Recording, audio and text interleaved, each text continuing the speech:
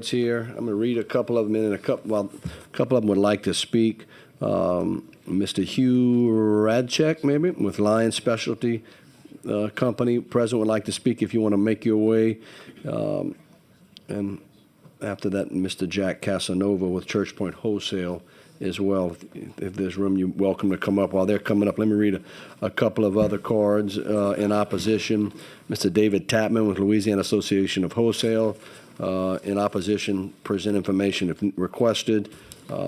President not wishing to speak in opposition. Mr. Josh Burrell with ShopRite Tobacco Plus. Mr. Ryan Haney with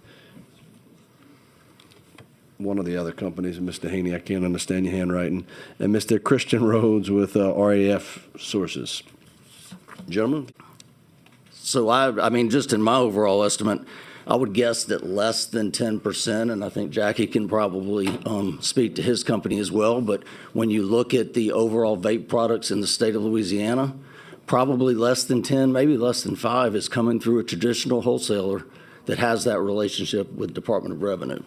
This bill will just increase that discrepancy I'm talking about between us and other non-traditional wholesalers, and it will without a doubt increase the illicit trade that's already a huge problem in this particular category. Most of the stuff that's being sold out there right now is illegal based on FDA regulations, and the FDA is overwhelmed by, there have been millions of applications for this stuff. Most of it's coming over the internet. It's being sold, and our customers, our retailers don't even know that it's illegal. They just know that it sells. But the other issue I have is collecting this at retail is going to be a major problem for revenue, because you're looking at thousands of customers. Like you said, a bulk of them are not paying this tax.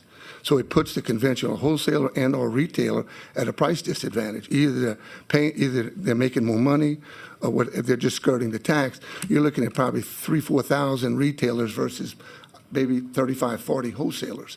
And we're used to this. I mean, revenue comes in regularly with us and audits us. Everything's clean. If we have any issue, we iron it out and we move on. So it's mainly just trying to keep this thing between the lines. For us, it's like the Wild Wild West. There's stuff pouring into these stores, and we have no control of it, and we're in a position not to break the law. We're not dealing with it because we're afraid of what could happen to us. We have a lot to lose. And so that's the biggest concern. I mean, and again, it's a money issue. It's all about, 5% versus, 5 cents per milliliter versus 30 is pretty significant. But again, I see. Just everybody circumventing the law. Are we getting this? I mean, maybe the Department of Revenue can come here and tell us about, is everybody just not paying this? I mean, the current structure now? That would be my concern, is that the amount of gap in what is being paid and not being paid has got to be huge, even at the current tax rate. It's got to be just, like I said, it's not like we're missing out on 10% of the tax.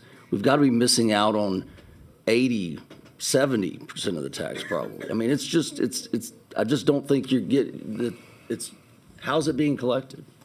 Be collecting and filing with the Department of Revenue. This is news to me that 80 to 90% are not registered with the department, and I would encourage you all, if you have information on taxpayers who are potential taxpayers who should be filing this tax or are paying this tax, then please get with me after this committee hearing. But I can tell you that in the last 2 years that the tax has increased. Now, if it should have increased by a much larger proportion, then that's news to me.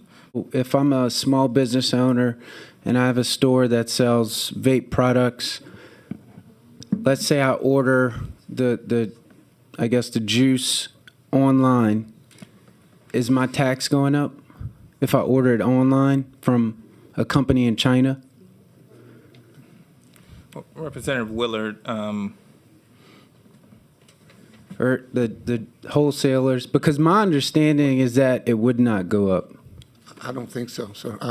To my mind, no. And you can go online at most of these e-cigarettes or vape type things, and all it asks you, are you over 21? And you check yes. Obviously I am. So you just check yes. But I mean, it could be some 15-year-old kid.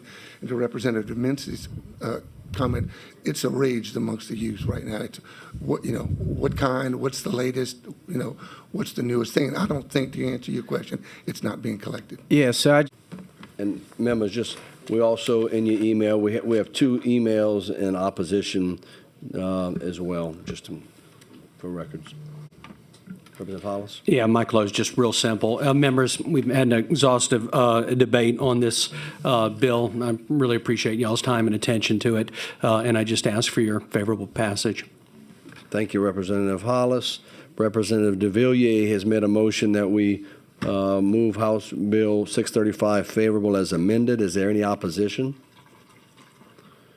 Hearing no opposition, House Bill 635 is moving favorable as amended. Thank you, Mr. Vice Chair. Representative Thank you, Hollis. members.